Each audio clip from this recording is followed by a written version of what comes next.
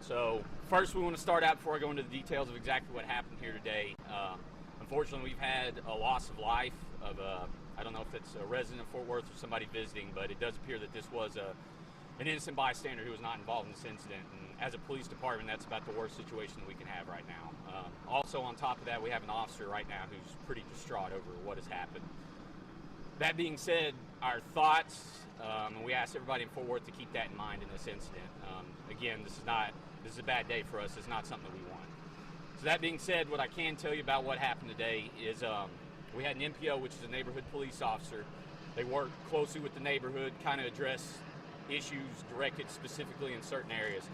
He became aware of a potential burglar that had some burglary history, theft history, issues like that. He was attempting to identify that individual, and early this morning he got some information about the car that this individual may have been in.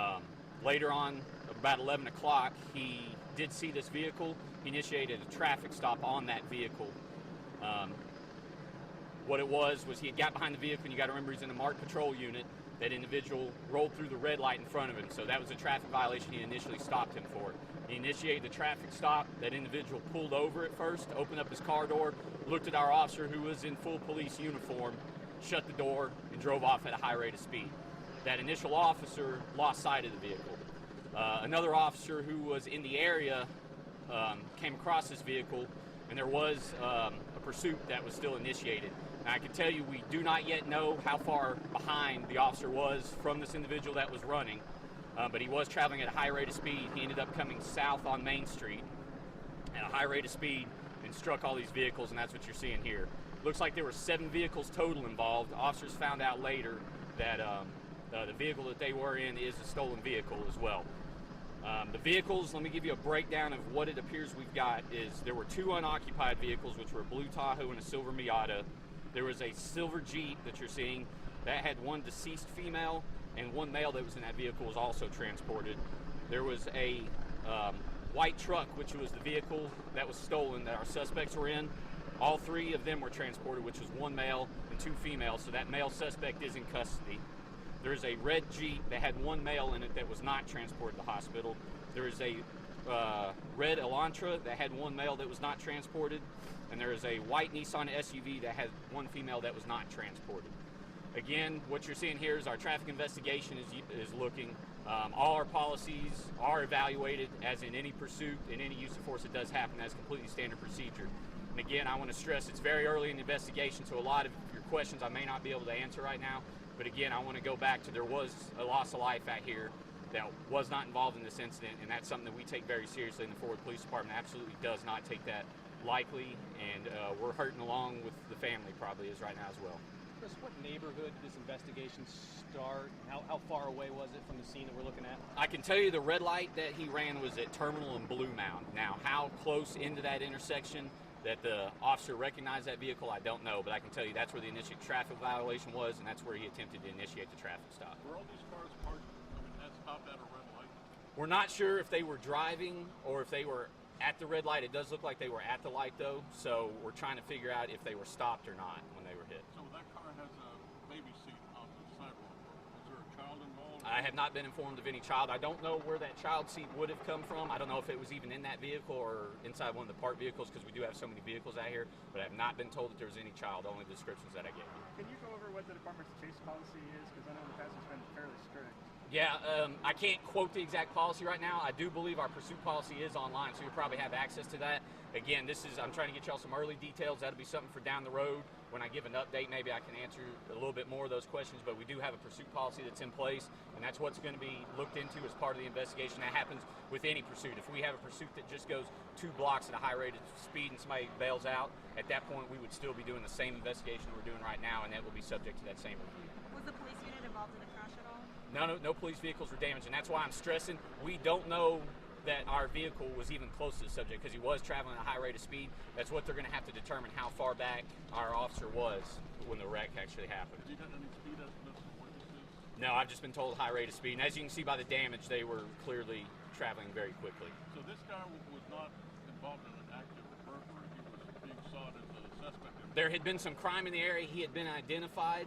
I believe we were looking into him for some other offenses, is what I've been told. but I don't know what he was actively doing today. I do know that, again, this MPO was aware that he had a history in the neighborhood, had potentially identified him as a suspect, was attempting to speak to him, stopped him on that traffic violation, and that's why he ran. Earlier today, police tweeted a photo of a burglary suspect who had gained entry to an apartment complex. Have you determined, you probably have, but I'll ask you anyways, whether this was in any way connected with that case that the department tweeted out earlier today? I don't believe it was. I haven't been told that it was. If I find out differently, I'll let you know, but I do not believe that was the case. Do you have the name of the suspect that you can give us? I do not yet. We won't be providing that suspect's name until he is officially arraigned and signed off by a judge. So his injuries are not life-threatening? I have not been told that anybody has any life-threatening injuries. How many people actually went to the hospital? At this point, we had 3, 4, I believe 5. Went to the hospital. I believe 5 went to the hospital, yes. 3 of which were in the stolen vehicle that our officers were chasing. Were the other 2 in the stolen vehicle involved in any of this? That's what the investigation is going to determine. The death, do you have any identification or at least what states they're from? No, we do not know. Again, I know somebody else that was in the vehicle with the deceased individual was transported to the hospital as well, so we're going to have to find that out. The folks in the stolen pickup truck, are they men, some women, or? The stolen truck, it was a male driver with 2 female occupants. Any warrants on the females? Don't know yet. That's what they're looking into. Again, part of the investigation going on. Obviously, the male is going to be facing some criminal charges. Expectation Stockyards will be closed down. This is going to be very extensive, and again, that's part of the seriousness of this. Anytime we have an officer-involved accident, it's obviously very serious, but when we have this many vehicles, and especially the loss of life that we had today, this is something we are going to extremely thoroughly investigate administratively and criminally if it comes to that, and that will be addressed, but we are going to be out here for a very extended duration. Is it possible the suspect could be charged with some murder or something involving the death of That remains to be seen. Anytime you have somebody that is deceased, that's obviously something that we will be looking at. I'm assuming there are several witnesses that actually saw the crash happen that you're I would guess so. I know we were getting multiple calls about it from businesses and people around the area, and that's something we're obviously going to talk to. If there were any witnesses that were here that left, ideally reach out to us, let us know what you saw. Sergeant, I know you kind of addressed the qualifications of it, but I mean, when you have a chase crash, this is as bad as it gets. You almost never have, what, 5, 6, 7 people. This is a bad incident.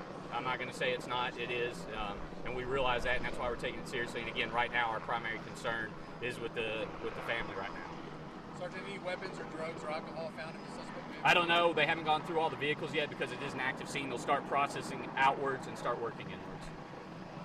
Okay?